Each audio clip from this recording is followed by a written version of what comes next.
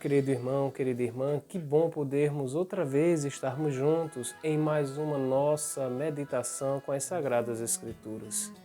E hoje nós, por meio desta meditação, queremos encerrar aquelas reflexões acerca das profecias que apontam para o Messias. Então, já neste início de encontro, de partilha, de meditação, eu vos convido a nos colocarmos nas mãos de nosso Senhor, pedindo a Ele que seja aquele a nos conduzir neste momento. Em nome do Pai, do Filho e do Espírito Santo. Amém. Nós te pedimos, Senhor nosso Deus, infunde em nós o Teu Santo Espírito, que Ele nos dê sabedoria, discernimento, maturidade e sinceridade, para que tudo aquilo que venhamos a fazer seja guiado por vós e voltado para vós. Tudo isto vos pedimos por Cristo, vosso Filho, que convosco e o Espírito Santo reina para sempre. Amém. Em nome do Pai, do Filho e do Espírito Santo. Amém. Então, querido amigo, querido irmão, querida irmã, como vocês devem estar percebendo, ao longo de 7 meditações, nós fomos paulatinamente refletindo sobre as profecias que apontavam para o Messias, que nós cristãos reconhecemos na pessoa de Jesus. E hoje queremos encerrar essas meditações sobre as profecias, trazendo para nós um pouco daquilo que foi o nosso último encontro e aprofundando o Calvário de Nosso Senhor. Então, vocês devem ter ainda presente na mente de vocês que no nosso último momento de reflexão, nós estávamos olhando para a pessoa de Jesus, os seus gestos, as suas ações, as suas curas, as suas falas, e nos deparamos justamente quando João, aquele que foi apontado por Isaías, lá no Isaías 42, do 1 ao 5, o mesmo João que foi apontado por Malaquias, no capítulo 3, versículo 1, como o grande mensageiro que viria à frente do Messias, nós encontramos João, que preso envia os seus discípulos até Jesus com uma pergunta. Uma pergunta bem direcionada, uma pergunta reveladora. Qual a pergunta que João faz a Jesus por meio dos seus discípulos? Olha, és tu aquele que deve vir, que deveria vir, ou nós devemos esperar por outro? A resposta de Jesus é enigmática, é reflexiva, é meditativa. Jesus não diz que sim, nem que não, ao contrário. Jesus faz com que eles olhem para as suas ações e vejam nas Escrituras aquilo que apontam para o Messias. Olha a resposta de Jesus qual é. Vejam, digam a João o seguinte: cegos veem, surdos ouvem, mudos falam, e o grande povo de Deus, a todos é anunciado a boa nova. Então vejam, as ações de Jesus já foram profetizadas há mais de 500 anos antes de sua vinda pelo profeta Isaías. Se vocês quiserem tirar a prova, vejam lá o 35º capítulo do livro de Isaías.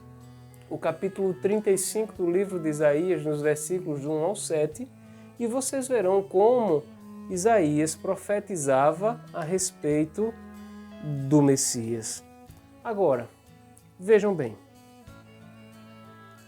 quando nós dissemos que essa nossa meditação partiria para o Calvário, a redenção, a paixão e morte de nosso Senhor, é bom que a gente comece a se encaixar um pouquinho, que a gente consiga se achar um pouquinho mais.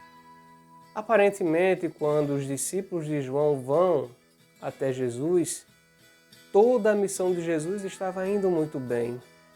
As pessoas acorriam para ouvi-lo, as pessoas acorriam para tocá-lo, para vê-lo. E o que houve de repente para que a missão de Jesus desandasse e o povo passasse a rejeitá-lo, que o povo passasse a não aceitá-lo como o Messias? E nós queremos já pedir a você que dê uma olhada no nosso primeiro momento de partilha, do nosso primeiro vídeo sobre a esperança messiânica, que vocês irão entender. Iremos brevemente só relembrar aqui. Então vejam, existia no povo de Israel uma esperança messiânica, que seria o Mashiach ben Yosef, o Mashiach ben Levi e o Mashiach ben Davi. Ou seja, cada figura de Messias trazia uma característica que o povo pouco a pouco foi incutindo. O Mashiach ben Levi seria aquele Messias purificador, aquele Messias do templo, aquele Messias que iria causar um aprofundamento ritualístico para que Deus pudesse adentrar na história do povo. O Mashiach ben Yosef seria um Messias guerreiro que expulsaria do meio de Israel todos os invasores, todos aqueles que oprimiam. E o Mashiach ben Davi seria justamente aquele Messias que traria um reino de paz.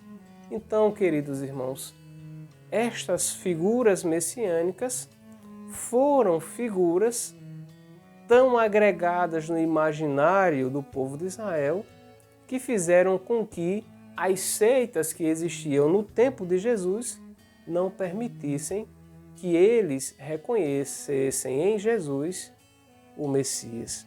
Agora, quando Jesus aparece, que começa a pregar, o povo está atolado em problemas. Já dissemos isso várias vezes. Qual é a grande dor do povo de Israel, do povo de Deus? É ver-se dominado pelos romanos. É ver-se dominado por uma cultura que, além de deixá-los viver a sua religião, pouco a pouco iam colocando no imaginário do povo, iam colocando na cultura do povo outras crenças que iam de encontro à crença no verdadeiro Deus, no Deus de Israel. E vejam, falei agora há pouco das seitas judaicas. Então é bom que a gente também precise relembrar o que fez com que Jesus não fosse reconhecido por alguns judeus como o Messias, e digo alguns judeus porque quem rejeita Jesus é a classe das seitas, a classe religiosa, a classe dominante, aquela que estava agarrada ao poder. Então, os zelotes e os fariseus esperavam que Jesus fosse um guerreiro que brigasse com os romanos, que expulsasse os romanos, um guerreiro que pudesse liderá-los em uma guerra. E a guerra de Jesus, como nós sabemos, é outra. A guerra de Jesus é contra o pecado. A libertação de Jesus é muito mais ampla do que uma libertação territorial. Jesus quer libertar o ser humano por inteiro. Jesus quer devolver ao ser humano a graça de poder ser acolhido como filho adotivo de Deus. Jesus quer devolver ao ser humano a graça, o direito de poder encontrar-se com Deus. Quando Jesus nasce, quando Jesus irrompe na história, quando Jesus, pela sua redenção, cumpre o plano salvífico, ele nos dá novamente o direito de olharmos para Deus, de voltarmos para Deus, de entrarmos em intimidade com Deus. Lembram que também nós falamos a respeito dos essênios, um grupo de monges que viviam nas colinas, na área lá perto do mar Mediterrâneo, do Mar Morto. Os essênios viviam lá em Qumran e eles também tinham uma visão messiânica. Eles esperavam um Messias que fosse, além de guerreiro, purificador. Um Messias que viesse purificar o povo. Vejam, todos esses fatores foram pouco a pouco fazendo com que Jesus não fosse aceito no meio do povo de Deus, sem contar com os sumos sacerdotes, o Anás e o Caifás, que atrelados ao poder romano não permitiam que houvesse qualquer insurreição, não permitiam que houvesse qualquer alvoroço que pusesse em risco os seus domínios. Das inúmeras profecias, dos inúmeros textos bíblicos que nós temos a respeito da paixão, da morte e ressurreição do Messias, nós escolhemos somente alguns poucos para que você, que recebe, além do nosso link deste vídeo, o nosso material também impresso, possa ir aprofundando melhor.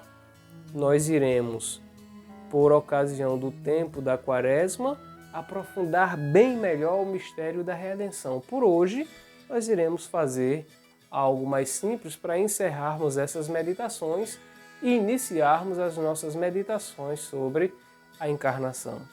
Então, a primeira coisa que eu queria que nós pudéssemos refletir um pouquinho é como Isaías fala a respeito da rejeição que o Messias iria sofrer. Por exemplo, Isaías 53:3 vai dizer assim: era desprezado e abandonado pelos homens, homem sujeito à dor, familiarizado com o sofrimento, como pessoa de quem todos escondem o rosto, desprezado, não fazíamos caso nenhum dele. Então, vejam que a missão de Jesus, a rejeição de Jesus, ela estava já prefigurada muito antes nas profecias do profeta Isaías. E lá no livro do profeta Zacarias, no capítulo 9 e no versículo 9, nós iremos encontrar como Zacarias dirá que o Messias entrará em Jerusalém. Vejam como é que Zacarias vai dizer lá no capítulo 9, versículos 9. Exulta muito, filha de Sião, grita de alegria, filha de Jerusalém. Eis que o teu rei vem a ti.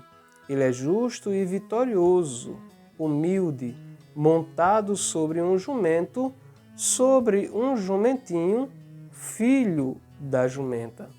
Então vejam, queridos irmãos, se depois vocês tiverem alguma dúvida, mesmo sabendo que já existe na mente de vocês o reconhecimento dessas profecias, eu vos convido a vocês abrirem as Bíblias, além dos evangelhos sinóticos, mas o Evangelho de João, no capítulo 12, nos versículos 13 e 15, e vejam como foi esta entrada de Jesus em Jerusalém e vejam como se encaixam perfeitamente em Zacarias 9 e o 9. Depois, o próprio livro de Zacarias, agora no capítulo 11, nos versículos 12 e 13, vai falar um pouquinho da venda daquele que seria o Messias, as 30 moedas, e de como estas moedas foram devolvidas. Justamente 30 moedas era o preço do escravo. 30 moedas era o preço da venda, da compra de um escravo, que está lá no Pentateuco, lá em Êxodo, no capítulo 21 e 32. Nós leremos aqui rapidamente Zacarias 11, 12 e 13, para que vocês possam ver daquilo que nós estamos fazendo e falando, e depois vocês podem ver lá no capítulo 26 e versículo 15 de Mateus e no capítulo 27, do 6 ao 7 também de Mateus. Então vejam como é que Zacarias coloca aqui. E ela foi rompida naquele dia, e os vendedores de ovelhas que me observavam reconheceram que esta era uma palavra do Senhor. E eu lhes disse: se isto é bom aos vossos olhos, dá-me o meu salário. Se não, deixai. E eles pesaram o meu salário, 30 siclos de prata. E o Senhor me disse, lançai ao fundidor este preço esplêndido com que fui avaliado por eles. Tomei os outros ciclos de prata e os lancei na casa do Senhor para o fundidor. Vejam, nós não iremos nos adentrar nas particularidades do texto, mas vocês já vão vendo como as 30 moedas de prata que foi oferecida a Judas pela vida de Jesus já torna o Messias, reconhecido nas profecias de Zacarias, já torna o Messias numa condição de escravo. Escravo é aquele que está a serviço de alguém que é superior a ele. E por último, queridos irmãos e irmãs, eu vos convido a vocês aí, na casa de vocês, tomarem o livro de Isaías, no capítulo 52, nos versículos 13 e 15, e depois Isaías 53, do 1 ao 12, e verem como este cântico chamado o Cântico do Servo Sofredor, como Isaías parece que estava no Calvário. O texto é escrito 500 anos antes da vinda de Nosso Senhor, mas ele trata de todos os detalhes que acontecem, que ocorrem no Calvário. Então, para que não nos demoremos mais, não fiquemos tão cansativos de nossas meditações, eu vos peço, você que recebe o material, além deste vídeo, você recebe o material impresso, o material escrito. Vejam lá as escrituras, as profecias, as passagens das escrituras que apontam para o Messias e vamos alargando a nossa fé. Por hoje, nós queremos nos encerrar pedindo que Deus seja a nossa luz e ninguém mais. Um abraço e até o nosso próximo encontro.